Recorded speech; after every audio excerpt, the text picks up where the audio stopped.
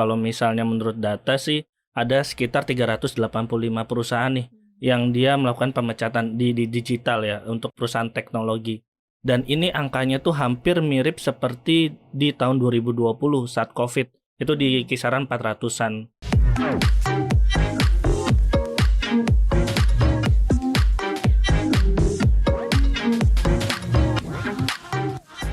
Sobat Cuan, selamat datang di podcast Cuap-Cuap Cuan. Semoga dalam kondisi sehat, bahagia ya Sobat Cuan ya.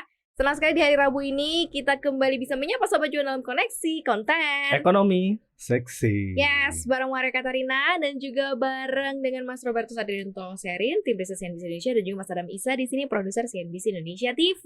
Halo. Kita akan bahas soal badai PHK di startup ya.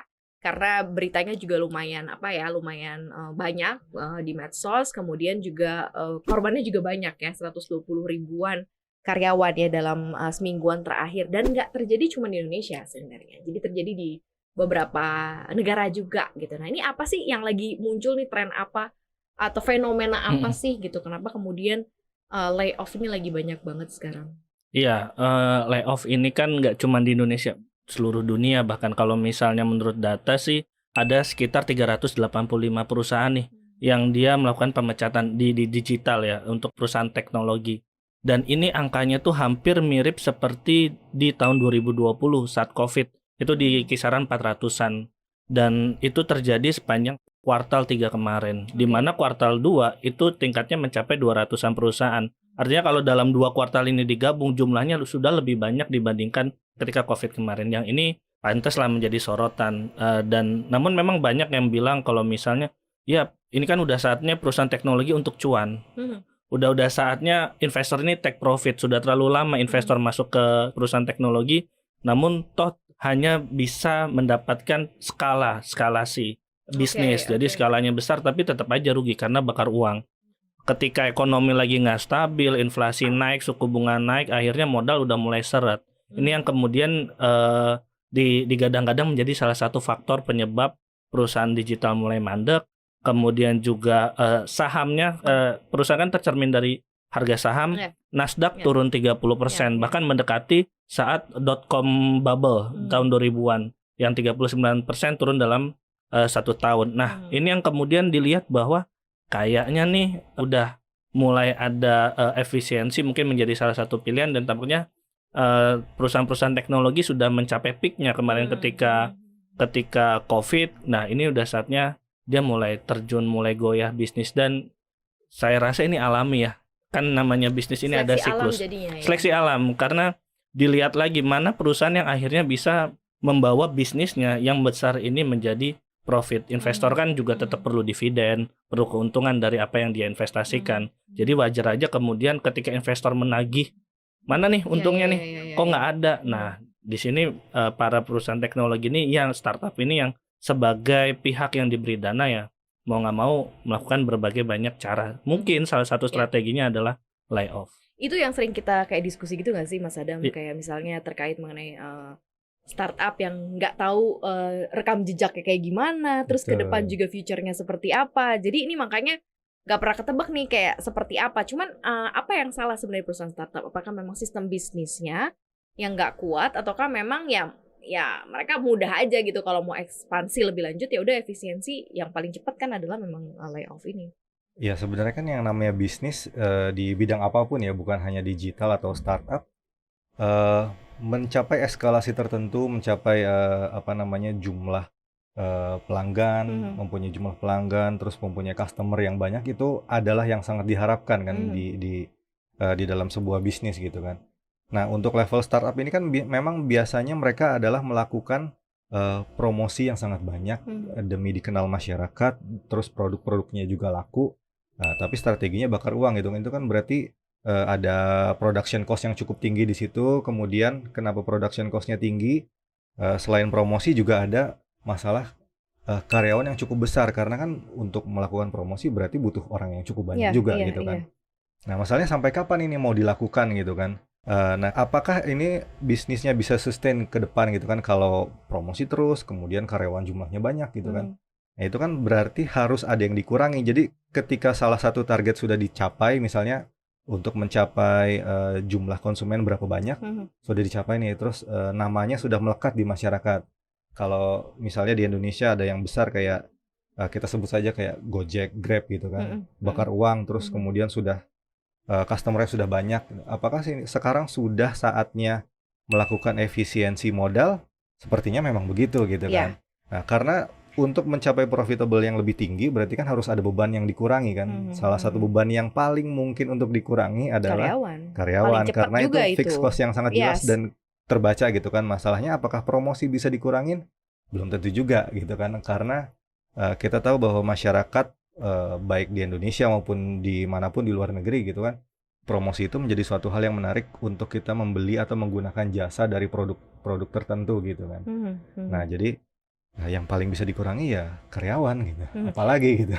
Nah, startup ini kan muncul sebenarnya seperti kayak air di gurun savana gitu ya. Maksudnya istilahnya mereka hadir ketika memang kita butuh tempat untuk serapan tenaga kerja, apalagi yang sekarang kan generasi Z yang banyak bekerja. Cuman itu mereka tidak menjanjikan stabilitas dalam pekerjaan karena kita nggak tahu gitu kan apakah bagian kita yang bakal nanti di layoff dan lain-lain gitu. Nah, ini akan seperti apa sih dampaknya khususnya untuk angkatan kerja di Indonesia? Karena kan kita sekarang udah turun nih. Mungkin kalau kita sekarang generasinya milenial sekarang sudah banyak yang early 20 first jobbernya 21, 22 tahun, mereka yang generasi Z.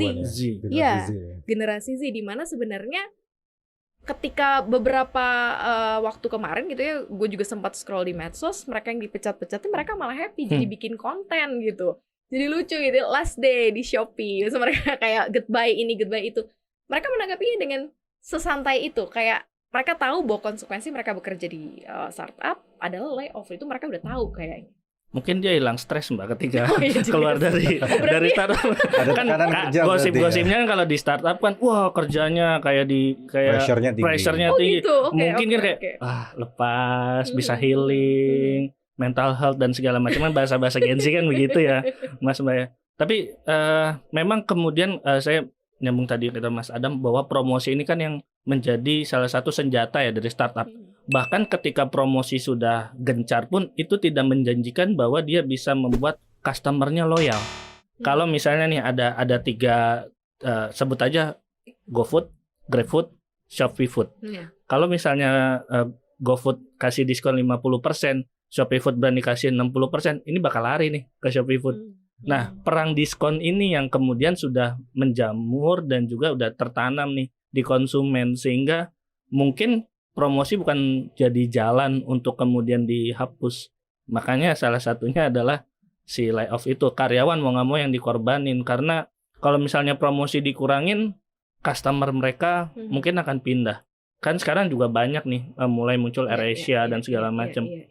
Jadi kayaknya promosi ini mau nggak mau jadi semacam permatanya dari startup untuk mau nggak mau tetap harus dipegang. Jadi dia cari gimana nih ya yang lain ya, yang kira-kira bakal dikorbanin ya. Terus dilihat mungkin karyawan itu menjadi salah satu. Mungkin nggak sih startup itu nantinya akan sampai ke titik equilibrium di mana mereka sudah settle dan nggak akan lagi ada pemecatan gitu? Mungkin nggak. Ini kan pertanyaannya. Justru malah kemarin gue baca-baca juga model Ventura pun juga akhirnya berpikir untuk guyur dana ke startup. Betul, gitu kan, karena ada kondisi sampai kapan bisnisnya profit dan gitu stabil gitu ya, artinya ya establish gitu. Tapi kalau kita analogikan ini sebagai tubuh manusia gitu kan, anggap aja tubuh manusia yang beratnya ideal tuh berapa sih gitu kan. Nah, misalnya seorang atlet kalau terlalu kurus, apakah dia akan bisa berlari dan memiliki stamina yang bagus gitu kan? Berapa jauh dia bisa mau berlari? Kemudian kalau dia kegemukan gitu kan, apakah dia punya stamina yang cukup untuk ikut lomba kejuaraan gitu kan? Nah, itu kan pasti butuh berat yang ideal gitu kan. Termasuk juga perusahaan yang kita anggap aja organisasi. Organisasi ada bentuk idealnya, berapa jumlah karyawan yang dibutuhkan dengan modal berapa untuk mencapai keuntungan berapa banyak gitu kan. Kita harus menggunakan prinsip ekonomi juga di sini kan, berapa modal yang kita punya, terus berapa yang bisa kita hasilkan gitu kan. Nah, ketika modal ini terlalu besar kita habiskan untuk karyawan, itu juga kan nggak bagus. Nah, terus kemudian di dalam satu tim itu, mungkin yang namanya startup ini kan perusahaan baru. dia masih mencari bentuk idealnya di dalam satu bagian itu bisa dikerjakan berapa orang gitu kan. Jika 10 orang itu bisa dikerjakan, tapi ternyata ketika sebagian di layoff misalnya 3 orang gitu, 7 orang masih berjalan gitu kan. Dan itu lebih efektif, berarti kan modal yang dikeluarkan kan berkurang untuk 3 orang itu kan. Misalnya 10 jadi 7 gitu kan. Nah, kalau di situ bisa efektif, berarti kan nanti Berarti kita nggak butuh 10 lagi, profitnya lebih tinggi besar, lagi. tapi gitu. modalnya lebih kecil gitu Yes. kan. Itu prinsip ekonominya seperti itu. Mungkin sederhananya seperti itu ya. Jadi mencari bentuk ideal sebuah perusahaan mungkin dalam 1 sampai 5 tahun, terus kemudian 5 sampai 10 tahun itu masih akan dalam bentuk pencarian. Jadi mencari 10 sampai 10, sustainability-nya gitu ya. which is sampai 10 tahun ke depan kita belum tentu juga bisa. Belum tentu juga perusahaannya masih ada. Iya. gitu. Makanya kalau Bener juga. kalau dalam 5 sampai 10 tahun masih tidak menguntungkan, apakah investor masih mau masuk gitu kan? Sementara uang yang dia investasikan kan pasti pengennya menjadi untung gitu kan. Sementara perusahaannya kita anggap wah ini terlalu gemuk perusahaannya gitu kan. Harus ada pemotongan ya baik karyawan maupun operasional gitu kan. Itu pasti ada gitu. Masalahnya ya tadi Mas Robertus bilang promosi pasti tidak bisa dikurangin karena banyak persaingan bisnis yang sejenis melakukan promo yang lebih gencar gitu kan. Kita tahu bahwa konsumen terutama di Indonesia kita anggap aja tidak ada yang benar-benar 100% loyal gitu kan. Betul. Karena di mana ada yang lebih murah di situlah pasti konsumen akan datang. Mudah berpindah ke lain hati lah. Berpindah ke lain Apalagi hati. sekarang harga lagi mahal-mahalnya nih. Iya. Banyak yang mahal. Beda belakangnya doang aja. Iya, bisa beda pindah gitu bangsa ya. Rp1.000 aja kita bisa pindah loh. Betul. Berarti ini eskalasi perang startup ini masih akan gimana nih ke depan Mas Robert kalau yang lo lihat ya? Karena kalau tadi kan Mas Adam bilang belum tentu aja 10 tahun nanti bakalan masih ada. Sementara kan tadi ya maksudnya startup menjadi pilihan untuk generasi-generasi Z untuk menyerap tenaga kerja karena mungkin big group atau company udah sangat mungkin udah cukup established lah dengan karyawan-karyawan milenial yang masih ada di sana. Nah ini gimana gitu, dan gue ngebayangin gitu mereka life-nya hustle banget gitu nih anak-anak Gen Z gitu kan, kalau misalnya masuk dari satu startup ke startup lain di layoff gitu kan, dan perusahaannya bahkan tidak ada yang bisa menjamin akan keberlangsungan dari bisnisnya. Nih gimana nih? Sebenarnya ada satu sektor harapan nih buat teknologi kemudian bisa cuan. Itu di sektor finansial. Oke. Di beberapa negara selain di Indonesia, ini juga perbankan ini kan kemudian mereka juga mengeluarkan perusahaan-perusahaan digital ya, berbasis digital. Nah, mereka itu akhirnya bisa untung ketika mereka sudah berjalan 5-10 tahun untuk perusahaan yang baru berdiri. Tapi perusahaan yang mereformasi dari konvensional menjadi digital itu memang butuh waktu lebih lama, 15-20 tahun. Tapi setidaknya akhirnya mereka untung. Jadi sebenarnya mungkin tergantung sektornya juga. Jangan-jangan selain sektor finansial ini ada sektor lain. Sekarang yang banyak layoff itu kan sektor transportasi dan sektor makanan. Ini yang memang menyerap tenaga kerja yang paling banyak karena hubungannya dengan ada restoran, kemudian people, mobilitas dan segala macam. Mungkin sekarang yang lagi kegendutan ini lagi diet kali ya. Lagi diet dulu ya kan. Lagi cari postur ideal. Iya, lagi diet dulu sampai mungkin di satu posisi dia bisa lari. Nah, di situ saya rasa bisa ya untuk kemudian dia cuan, karena kalau kita lihat profitabilitasnya di top line-nya, pendapatan, kemudian GMV dan segala macam, matriks ekonominya ini bertumbuh terus. Cuman memang kalau misalnya kita ke bawah, nah itu biaya promosi dan biaya administrasi, beban umum, beban gaji deh, itu yang paling makan banget nih pendapatannya. Nah, buat yang tenaga yang angkatan kerja itu pasti berdampak lah, karena kan ini kan sebenarnya tarik-tarikan ya. Di satu sisi mungkin startup pengen ngurangin tenaga kerja, tapi mungkin di satu sisi ada apa ya, semacam ada tekanan untuk ini loh, ini kan sektor yang bisa menyerap tenaga kerja, tolong ditahan. Mungkin seperti itu, nggak tahu juga kan, karena serapannya banyak, ojol misalnya itu kan banyak banget. Nah itu kalau misalnya mereka dilepas pun mungkin nggak bisa. Mungkin juga ya kalau misalnya Gen Z kayaknya loncat-loncat mungkin kan udah budaya juga kan. Udah memang kayak kancil ya. Iya, kancil, lincah banget kayaknya anak zaman sekarang. Iya. Tapi mungkin ada sisi positif yang tenaga kerja di PHK, tapi kenapa mereka akhirnya senang gitu Mm-mm. kan?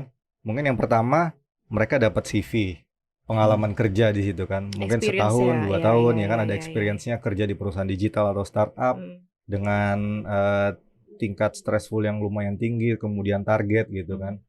Yang kedua mungkin dari sisi kalau di PHK kan pasti ada pesangon biasanya. Untuk perusahaan yang baik gitu kan pasti ada pesangon gitu Ketimbang kan. sukarela resign ya. Ketimbang sukarela resign. Mendingan gue nunggu di Nah, jadi PHK gitu. lumayan kan dapat modal untuk Iya. kalau anak zaman sekarang bilangnya healing buat Iya. jalan-jalan dulu, nanti mereka dapat kerja lagi gitu kan. Yes. Itu pasti ada sisi positif yang bisa mereka ambil. Kemudian mereka juga rata-rata masih muda di bawah 30. Ya. Nah, untuk mencari pekerjaan baru mungkin bukan sesuatu hal yang sepertinya terlalu sulit gitu kan.